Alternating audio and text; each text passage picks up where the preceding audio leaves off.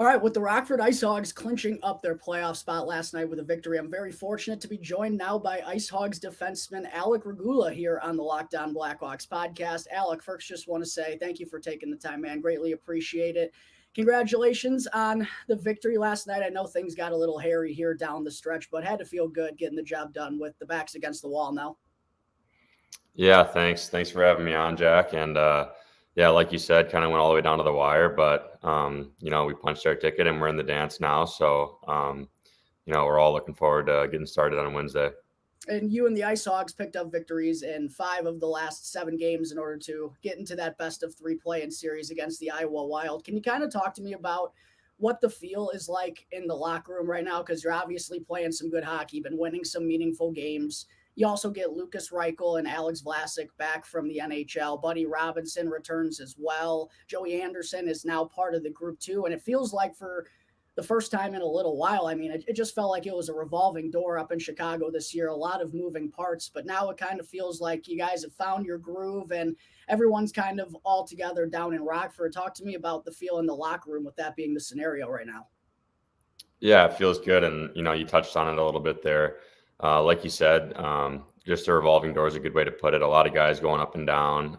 We also had some tough stretches with injuries, guys being in and out. Myself, I was out a little bit too. It was tough in that regard for our team to kind of come together and for the staff as well to kind of, plug in pieces and try to find that chemistry. And then you see at the trade deadline, a couple guys go on their way out and get a couple new guys coming in too. So just in that regard and the whole aspect, it's been kind of challenging to, find the right chemistry and kind of bring it all together coming into the playoffs. But, like you said, just recently, got Vlasic, Reich's back, Anderson's down here, and we get to have a couple games with those guys before we head into the playoffs. So, just a couple test runs and big games before we actually have to do the real thing. So, and it went well. We won a couple games, and I think just the feel in the room is it's a good feeling. I think we all year we kind of know that we all know we have a good team, good roster, and when we play our best, we can beat anybody, and we all truly believe that. So now that we kind of are settled in a little bit, I think we're all really excited to see what we can do. Absolutely. And I also wanted to ask you about with a lot of moving pieces going on throughout the course of the season due to injury and call ups and whatnot. Talk to me about how you've thought the job of Coach Anders Sorensen has done so far this season. He obviously got named as the interim last year after there were kind of some shakeups in the organization. You guys were a very young group last year, I believe, the 4th youngest in the entire AHL. You wind up qualifying for the Calder Cup playoffs last season. You get the job done down the stretch to get in once again this year. How do you think he's done as a head coach in his first 2 seasons with this group? Yeah, I think he's done well. I'm a big fan of him. We have a good relationship, and like I said, I think it's definitely a big credit to him for us getting into the playoffs this year. A lot of things out of his control that he just had to kind of take head on and figure it out on the fly. So it's definitely been a big challenge for him and the rest of his staff. But he's always kept a good attitude, and he always has our backs, and he's looking out for us, and you can tell he really wants the best for each and every one of us. So he doesn't hold any grudges or anything like that. I mean, I could go on and on. I really am a big fan of him, and I think a lot of the other guys would say the same. And he's done a good job, and I think he really wants to be a coach in the NHL, and you can see that based on his approach every day and how much he loves the game and how much winning and doing the right things mean to him. So I think he's done really well. Was there any different message that he provided last night with obviously the circumstances going into that game, or was it kind of just the same mentality in the locker room, just one game, just obviously the circumstances are a little more highlighted? Yeah, I think as players, a lot of us, we just kind of went about it as it was another game. You just got to kind of do the things you normally do to try to play your best. And it was, we're the back end of a 3-3. So it's just kind of, get out there and go play. It's one of those tough things. But as far as Anders, he did kind of have a different approach. Usually when we get to an away game, we kind of get settled. They'll pull in the TV and we'll watch some video on the other team and run through just some touch ups and reminders and stuff. But it's game 72 and we've played them 10 times or whatever it is, and we knew the situation with the Wolves behind us and everything, and instead of doing his normal routine with the video, he kind of just came in and said, forget about what the Wolves are doing or what's going on. He said, we control our own destiny. We win and we're in. So he said, I feel really good about that. And let's just focus on us. And, we've played these guys 10 times. It's our third game on the weekend. We all believe we can do it. So let's just go out there and do it. And then, that kind of just bled into the game, and we were able to get it done. Another team that you've seen a lot of this season is who you're going to be having a best of three play-in series was starting on Wednesday against the Iowa Wild. Just looking through the schedule this year, I believe you guys had 7 games against them this season that reached overtime. So obviously a lot of close battles between those two clubs. What are your kind of thoughts on their team, and what's it going to be able to take for you guys to beat them 2 times in these next 3 games?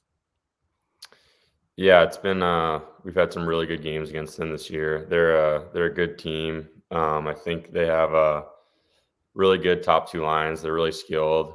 And then they had some defensemen that can move the puck really well too. So we match up well against them, I think. And like you said, a lot of overtime games. So it's going to be a close series, but it's 3 games. So you just get right after it. And I think we're all confident now that, we're kind of settled in and all together that we can get it done. So not going to overthink it too much and just kind of go out there and play our game. Alec, you were also part of the group last year that found a way to get the job done in the play-in series against the Texas Stars. Is there anything that you can take away from that series to help you in this one against the Wild, or also just from that playoff run in general? Is there anything that's kind of stuck with you throughout the course of the season, or for kind of the whole group for that matter?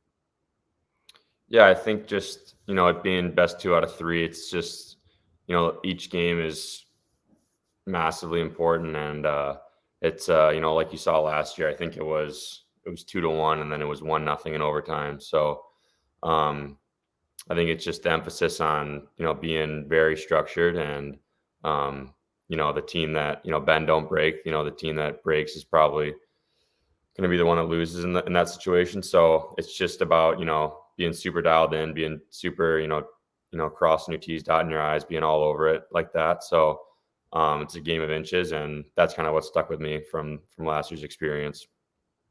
Alec, getting into your game personally here for a second, this was essentially your second full season at the professional level with the Rockford IceHogs.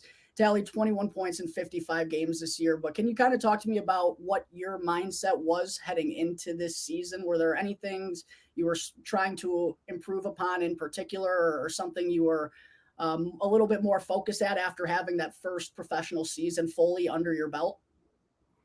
Yeah, I think in the off season I was really focused on just moving the puck quicker, making quicker decisions, and just trying to play clean games and not make tape passes, and just being really efficient and clean and making quick decisions. So that was my biggest thing to focus on this off season. And I think you know coming into the year, I had some pretty high expectations for myself, and I think throughout the year I've kind of dealt with some injuries and some kind of nagging things that I still dealing with day to day, and it's been a little bit disappointing, but that's the sport, that's the game, and it's just kind of part of it. And I'm kind of glad that I'm going through this experience, now when I'm a little bit younger, and I think I've learned a lot, and just more experience I can take into this off season. So, but yeah, as far as something to focus on, that was my main thing, and I think I did a good job coming in this year on that. And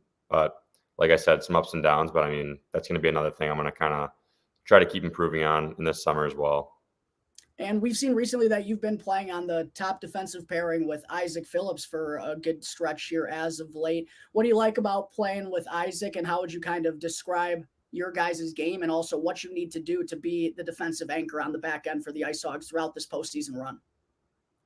Yeah, I really like playing with Isaac. He's a great player, obviously, and he's just so athletic.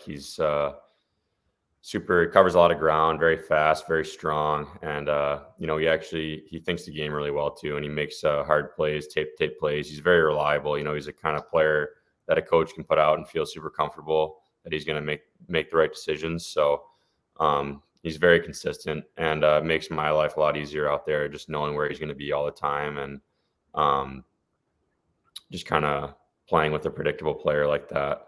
So, but I mean, I think as us as a pair together, I think we just have to be, just a steady two that can be put out in any situation and, play the right way and kind of be reliable. So, I think we've done a good job with that coming down the stretch, and hopefully we can kind of carry it into the play-in. Alec, before I wrap things up, whenever I finish up an interview, I like to end things a little bit on the lighter side, let the fans get to know you a little bit more. Did I see correctly that you're from West Bloomfield, Michigan? Is that correct? Yeah, that's correct. So I'm assuming you grew up a Red Wings fan? Yeah, I did grow up a Red Wings fan. So who are kind of your childhood idols, if you will, or guys that you idolized growing up and wanting to get into the game of hockey? Yeah, I think a big one for me was Nick Lidstrom. I loved him. He was so much fun to watch. I remember going to those games of the Joe and just watching him was unbelievable. And he is just a really, really good player. And I actually, as I got a little bit older, I played on the same AAA team as his son, Sam. Awesome. And so I got to know him a little bit personally too. And he's just a really good guy. And I was always really starstruck by him, and he's just an awesome player. And then another one that's maybe a little bit, not as much of a big name is I always loved Valtteri Filipula. I don't really know why or what reason, but just when I was younger, I just kind of always gravitated towards him going to the games, and I was a big fan of him. So I have a bunch of signed pucks and stuff from him, and I really liked his game. Filipula was always a thorn in the side to play against. I have many memories as a Blackhawks fan of like the 2008, 2009 series where the Blackhawks were finally like stepping up and trying to reach Detroit's level. And Filipula, there's one play he had a 3-on-1 with Samuelson to bury the Hawks in Game 5 of '08. You might have been a little too young to remember that one, but both those guys were pains in the butt to play against for the Chicago Blackhawks. And I was actually going to ask you about Nicholas Lidstrom. I'm assuming with you being a defenseman, that probably had a huge impact on you wanting to play that position, right? Yeah, of course. I mean, he was just a staple in Detroit, and anyone my age getting into the game was just him, Zetterberg, Datsuk. Those guys were they were the best, and I don't think there's a better role model than a guy like Lidstrom. He just did all the right things, and he was just incredible. So yeah, I loved watching him. So then getting drafted by your hometown team, the Detroit Red Wings, talk to me about how awesome of an experience that must have been. Yeah, it was really cool. I mean, I just went to the draft in Dallas, and I didn't really have any expectations or whatsoever. I had a lot of interviews, and I didn't really have a good feeling about one team or another. And when I got drafted by the Red Wings, it was super surreal and amazing. And then, to get to spend the rest of the summer in Detroit and be with my friends and family, it was awesome. And then kind of getting to know a lot of the people in that organization too was something I'll be forever grateful for. And then on the other end of that, obviously you get traded from Detroit to Chicago. Was there any I do want to ask, was there any text messages from friends or family or anything like, oh, the Blackhawks of all the teams you get traded to? Was it any funny situations like that at all or anything?